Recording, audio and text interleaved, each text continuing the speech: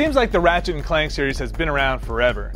Over the years, each iteration has tweaked and finessed the gameplay while never straying too far from its roots. And here we are, almost 9 years later, with Insomniac's latest release in the series not only representing some of the best action platforming out there, but also a game that's just a lot of fun. Ratchet and Clank Future: A Crack in Time kicks off with this clever bit of exposition that fills you in on everything you need to know from the previous games. Clank has been kidnapped by the Zoni and delivered to Dr. Nefarious in the hopes that Clank will be able to unlock the secrets of the time-manipulating structure known as the Great Clock. Ratchet, on the other hand, is traveling through the galaxy trying to find clues that will lead him to his little robotic buddy.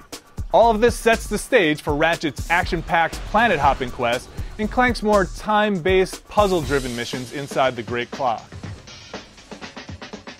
With the two characters separated, Ratchet will mostly be rolling solo, though he'll occasionally be joined by an ally such as the over-the-top Captain Quark. Oh, great. This rain is going to be murder on my spandex. You'll hardly have time to miss Clank though, as you'll be continually buying, collecting, and upgrading all sorts of ridiculous weapons and gadgets throughout the game.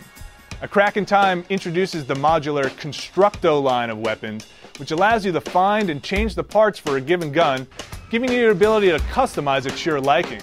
It's a great system, and the parts for each Constructo weapon really do enhance its properties, enough so that I wound up relying on them through most of my playthrough. There are plenty of other weapons though, and you'll be happy to know they're all as satisfying as they are useful.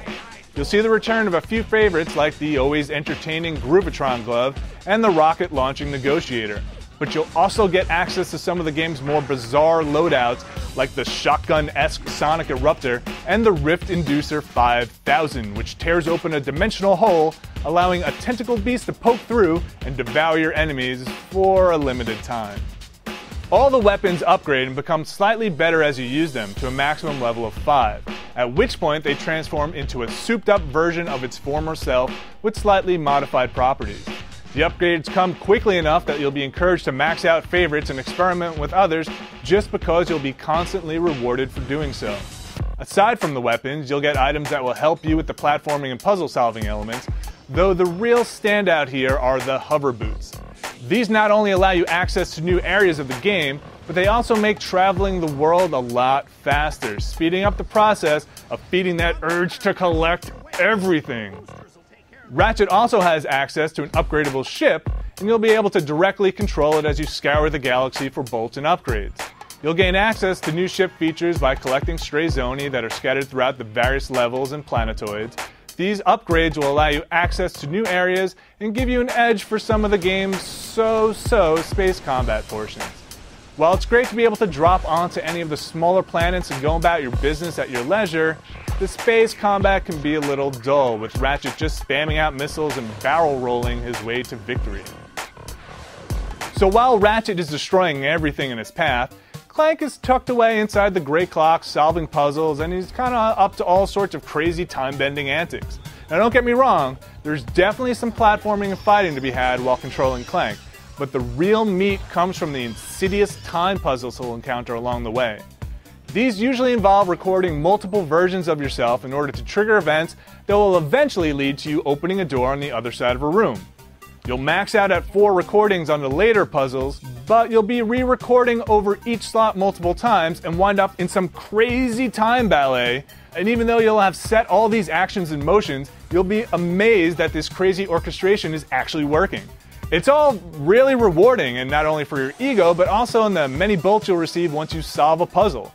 If you don't care so much about the mind games or the bolts, you can opt to skip them, but you'd really be robbing yourself of some great time-shifting fun. All of this insanity is set against one of the more visually stunning games to date. All the areas are gorgeous with bright colors and interesting designs that really make this decidedly cartoonish world feel alive. The animations in the game are also some of the best in the business. From the feature film quality cutscenes to the giggle-inducing Groovatron dances, everything in A Crack in Time moves in an appropriately exaggerated manner. It really makes you feel like you're playing through an animated film. The voice acting and music tie it all together, making the presentation one that really shouldn't be missed. So much for clean underwear. So though the humor in the game could fall a bit on the corny side, I definitely found myself chuckling through my playthrough, which lasted roughly around 11 hours. That was with some pretty solid collection going on, which aside from the action, was probably the most rewarding part of my experience.